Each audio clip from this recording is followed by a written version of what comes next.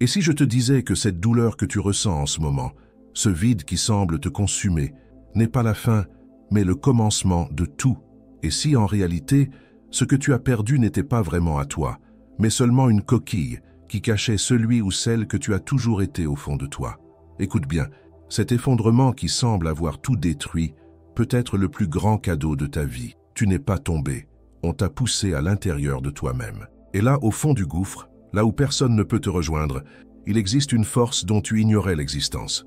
Aujourd'hui, tu vas comprendre pourquoi ce moment de chaos peut être le point précis de ta reconstruction. Tu es sur le point de découvrir une vérité qui change tout.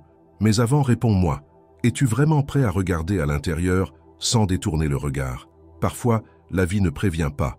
Elle renverse tout sans avertissement.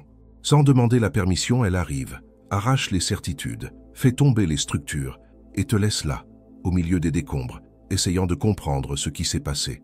T'es-tu déjà senti ainsi? Comme si, soudainement, tout ce qui te soutenait s'était effondré.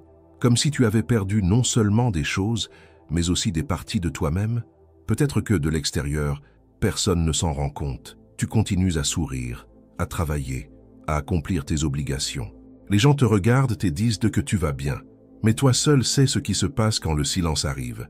Toi seul ressens ce trou dans la poitrine, ce poids invisible qui ne disparaît jamais. À l'intérieur, il n'y a qu'instabilité, confusion, la sensation que quelque chose est terminé sans savoir quoi. Et le pire, tu ne sais pas comment recommencer, ni même si c'est possible. Si ce portrait te semble familier, alors peut-être es-tu en train de vivre ce que l'on appelle la mort de l'ego. Et calme-toi, ce n'est ni mystique ni lointain. C'est réel, c'est humain, c'est profond. Carl Jung, l'un des plus grands psychologues de l'histoire, est passé par là. Il a tout perdu, son prestige, sa position, sa direction. Et au milieu du chaos, il s'est demandé s'il devenait fou. Mais c'est là, au fond du gouffre, qu'il a trouvé quelque chose qu'il n'aurait jamais découvert en temps de stabilité, la vérité sur lui-même. Cela peut sembler étrange, mais l'effondrement peut être la porte de la transformation. Ce que tu ressens maintenant, cet inconfort, ce vide, peut être un appel, une invitation à laisser derrière toi tout ce que tu n'as jamais vraiment été. Jung a découvert que ce qui meurt dans ce processus, ce n'est pas toi. C'est la fausse version de toi, celle que tu as construite pour plaire, pour t'intégrer, pour survivre dans un monde qui exige des masques. Tu as passé ta vie à être ce qu'on attendait de toi, le bon fils, la professionnelle exemplaire, le partenaire dévoué, le citoyen responsable. Mais à un moment, tout cela a cessé d'avoir du sens. Ça a commencé à faire mal, parce que tu as cessé de t'écouter, tu as cessé d'exister tel que tu es vraiment. Et maintenant, l'univers, ou ton âme, ou Dieu, appelle-le comme tu veux, te rappelle à toi-même. Il te dit « Arrête-toi, regarde à l'intérieur, rentre à la maison ».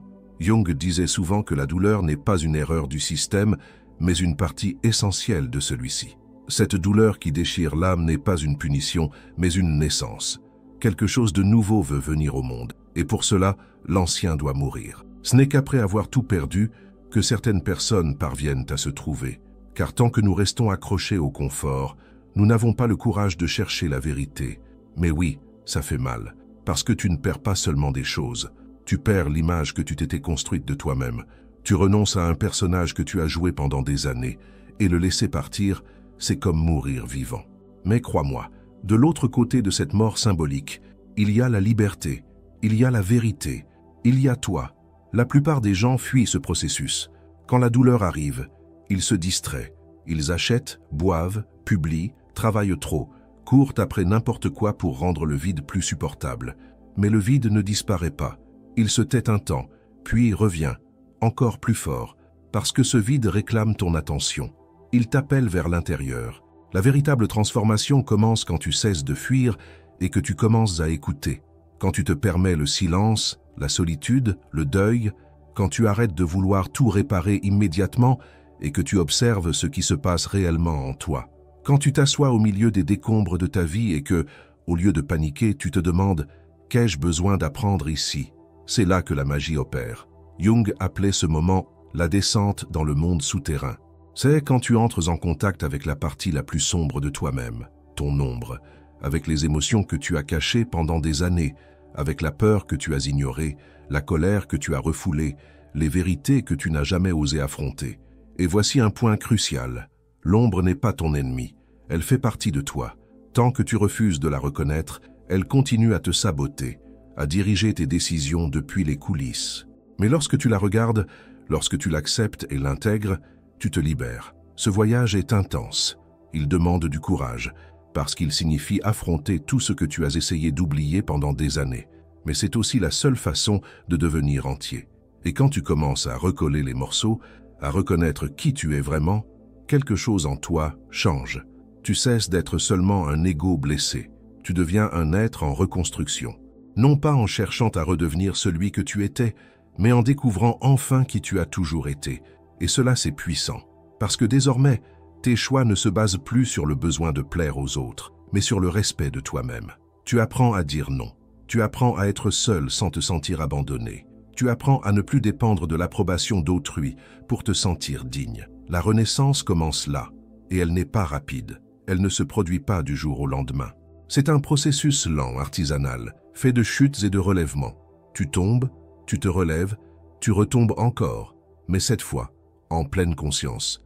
Et cette conscience change tout, parce que même dans les chutes, tu comprends que tu avances vers ta vérité, et peut-être, juste peut-être, que tout ce que tu as perdu n'a jamais vraiment été à toi. Peut-être que ces ruines ne sont pas une tragédie, mais une libération. Parce que maintenant que tout s'est effondré, tu peux enfin recommencer pour de vrai. Pas comme une copie de ce qui a déjà existé, mais comme une expression vivante de ce qui a toujours été en toi, seulement endormi. Tu peux choisir. Pour la première fois, tu peux vraiment choisir. Qu'est-ce qui t'émeut? Qu'est-ce qui a du sens pour toi? Quelles relations valent encore la peine? Quelles histoires ne veux-tu plus répéter? C'est le cadeau que l'effondrement t'offre, la chance d'être authentique, la chance de vivre en accord avec ton essence. Mais attention, cela a un prix, celui de la responsabilité totale. Plus personne ne peut décider à ta place, plus personne ne peut être le coupable. La vie, désormais, est entre tes mains, et c'est là que la reconstruction commence vraiment. Et le plus curieux, c'est que même avec la peur, même sans savoir exactement ce qui t'attend, quelque chose en toi commence à s'allumer, une étincelle, une lueur discrète qui semble murmurer « Cette fois, tu es sur le bon chemin ». Et d'une certaine manière, tu sens qu'au-delà de la douleur, une forme de paix commence à naître, une paix différente, pas celle qui vient de la stabilité ou du contrôle, mais celle qui naît de l'abandon. Quand tu cesses de lutter contre ce que tu ressens et que tu commences à accepter que la vie te pousse vers quelque chose de plus grand, de plus vrai, ce processus peut sembler solitaire, et il l'est souvent, parce que tous ceux qui t'entourent ne comprendront pas. Certains diront que tu exagères, d'autres que ce n'est qu'une phase, qu'il vaut mieux t'occuper l'esprit, avancer, recommencer comme si de rien n'était. Mais toi, tu sais que tu ne peux plus faire semblant. Tu ne rentres plus dans ton ancienne version. Tes vêtements émotionnels sont trop étroits, tes anciens rôles sont devenus impossibles à jouer, et c'est à ce moment précis que tu commences à comprendre ce que Jung appelait l'individuation, le processus de devenir ce que tu es réellement. Mais cela demande du courage. Il faut dire adieu à tout ce qui était confortable, mais faux. Rompre avec des idées, des personnes, des routines et même des rêves qui, au fond, n'étaient pas les tiens. Et cela ne veut pas dire être ingrat ou tout abandonner avec amertume. Cela veut simplement dire reconnaître que tu as changé, qu'il est en train de naître quelque chose de nouveau.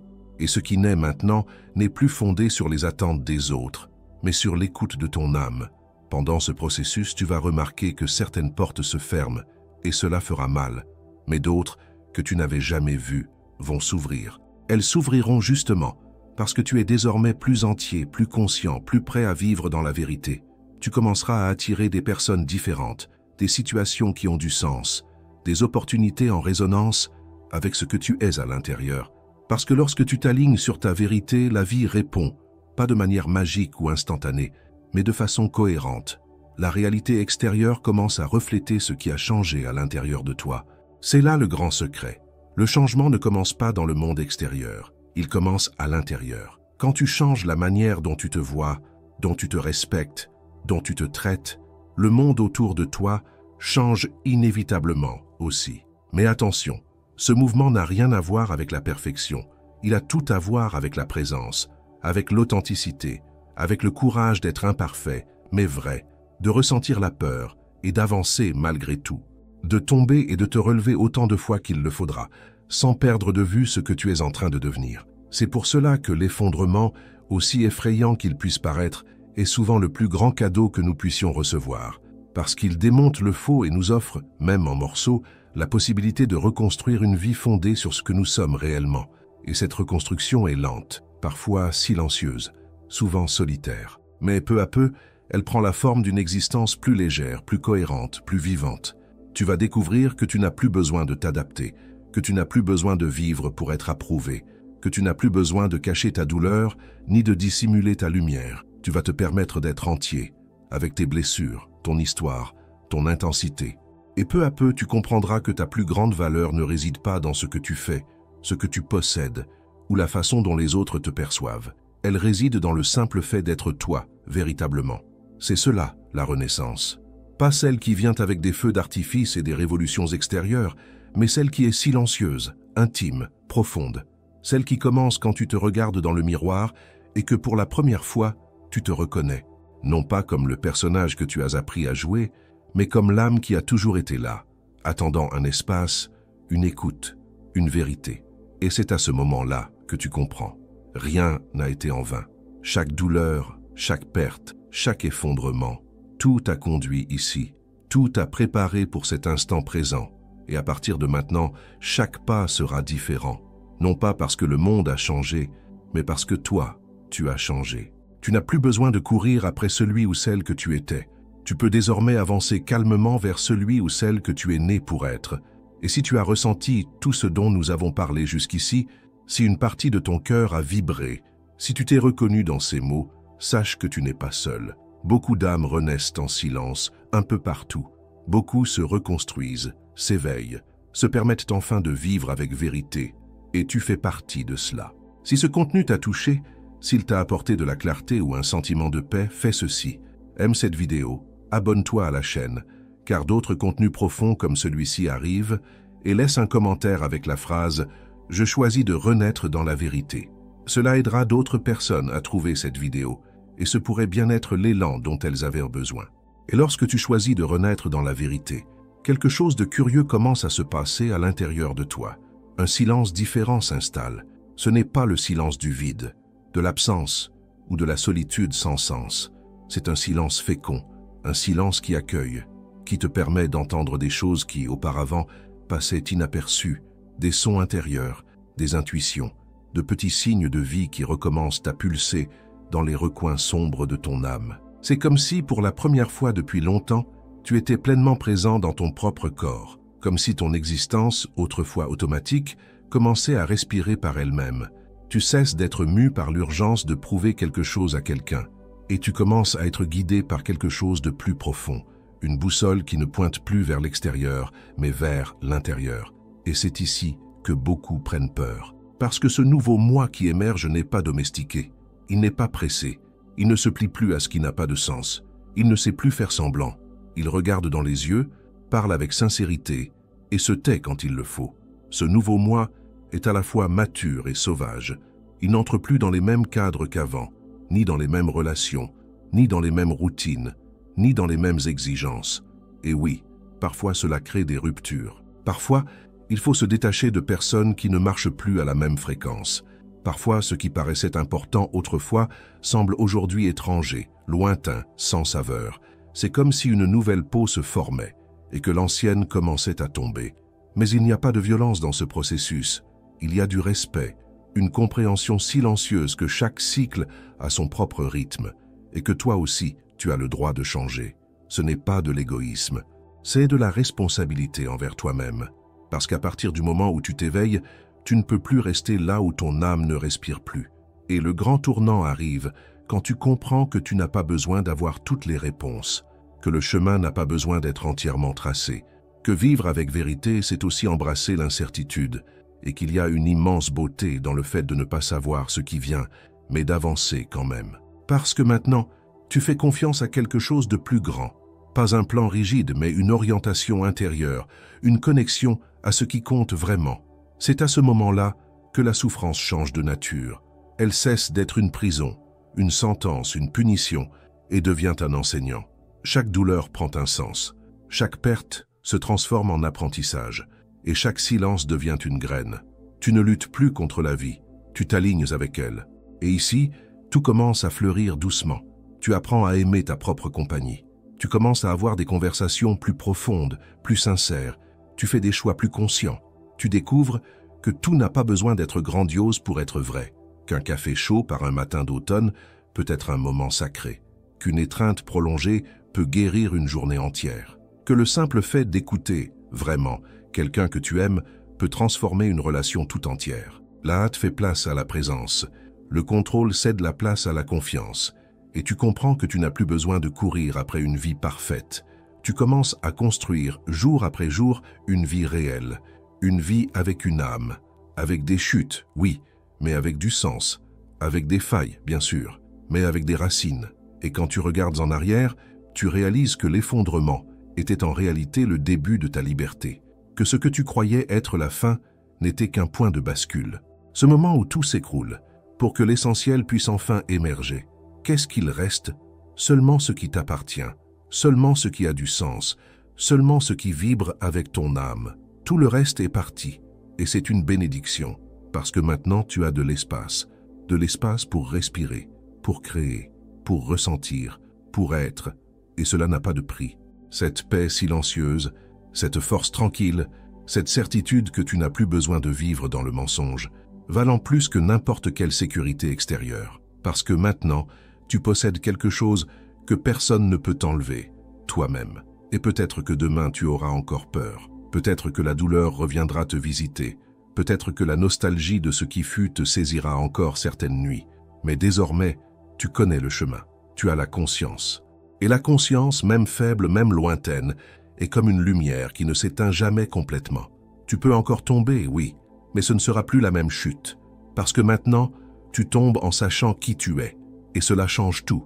Tu tombes en sachant que tu n'as plus besoin de te perdre, que tu peux recommencer, pas depuis zéro, mais depuis un lieu plus profond, plus vrai, plus entier. Le voyage ne s'arrête pas ici, mais maintenant, il continue autrement, avec un autre rythme, avec une autre intention. La vie continue, et toi, tu continues avec elle, mais cette fois, en marchant côte à côte avec ton âme. Et cela, c'est tout. Et alors, dans cette nouvelle marche, tu commences à remarquer ce que tu ne voyais plus. Les détails que tu ignorais autrefois dans le rythme effréné de vouloir plaire, d'atteindre, d'être quelqu'un pour les autres. Maintenant, ces détails prennent des couleurs. La manière dont la lumière entre par la fenêtre le matin, le silence entre deux respirations, la réaction de ton corps quand tu dis enfin « non » à ce qui te blesse.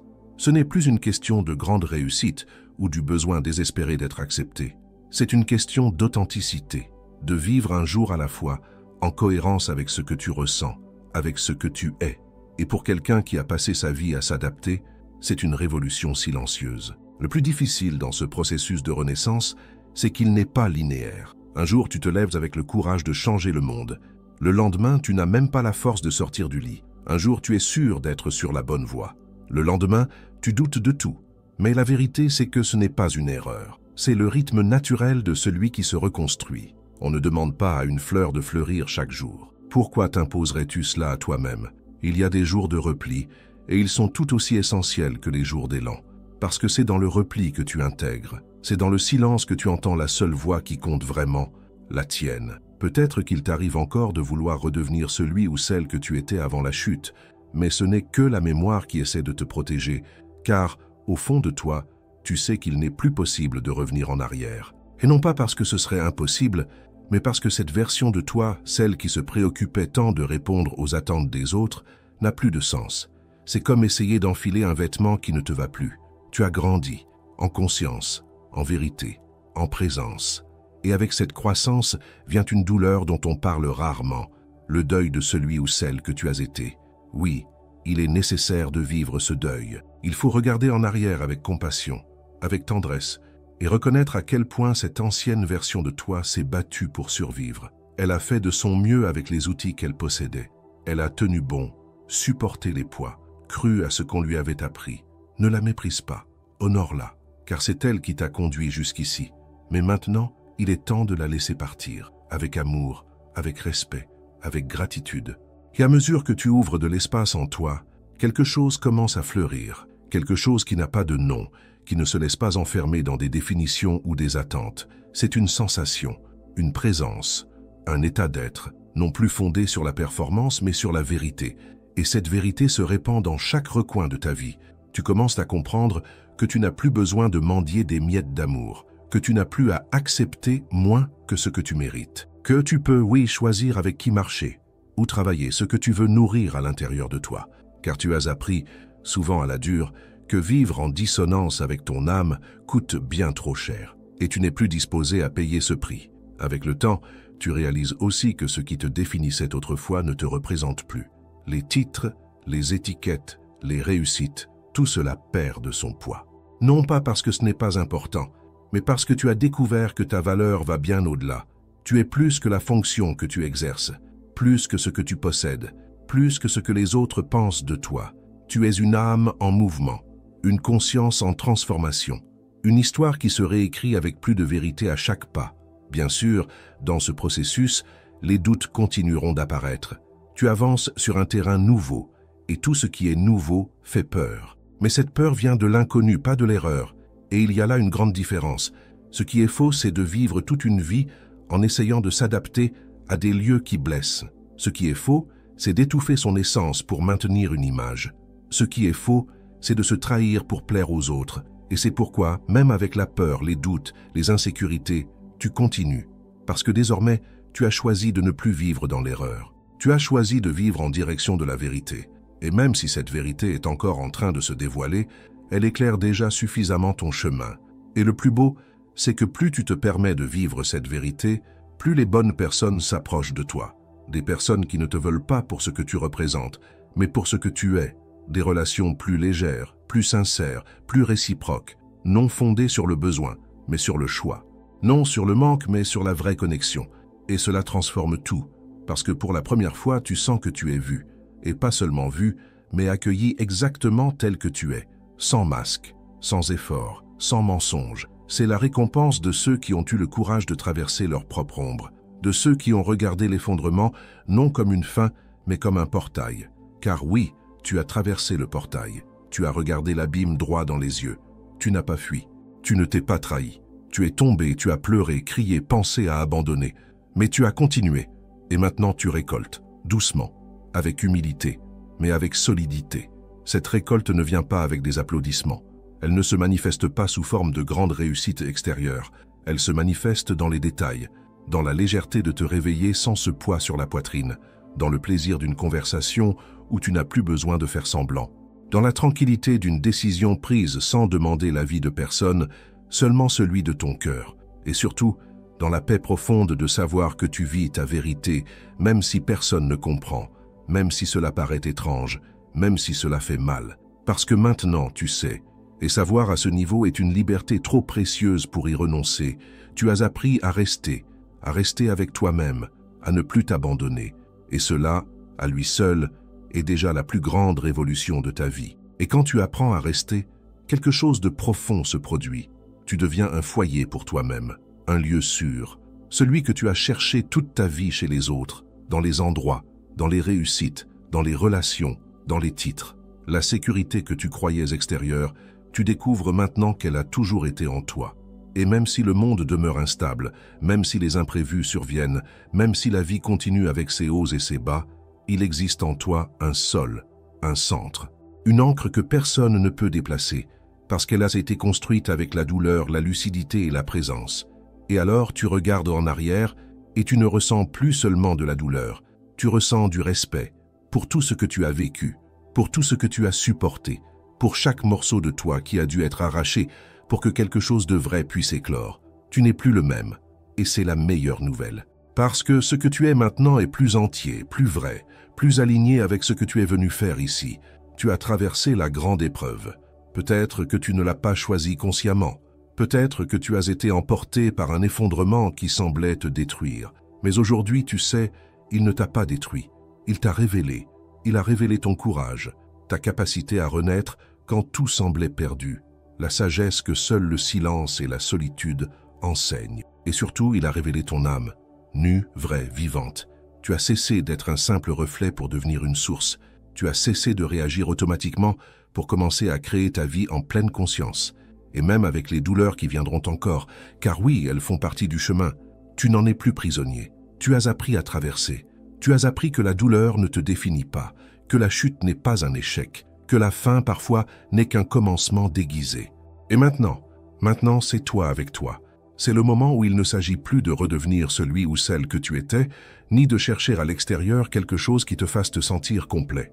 Il s'agit d'honorer celui ou celle que tu es en train de devenir, d'avancer avec plus de légèreté, de faire des choix qui nourrissent, qui libèrent, qui soutiennent ton essence. Il s'agit de ne plus jamais t'abandonner, de ne plus te taire devant toi-même, de ne plus te trahir par peur du rejet. Parce que le seul rejet qui fait vraiment mal, c'est celui qu'on s'inflige à soi-même, et tu ne vas plus te rejeter. Pas après tout ce que tu as vu, affronté, traversé. Maintenant tu sais, tu es suffisant. Avec tes failles, ton histoire, tes cicatrices, tu es suffisant.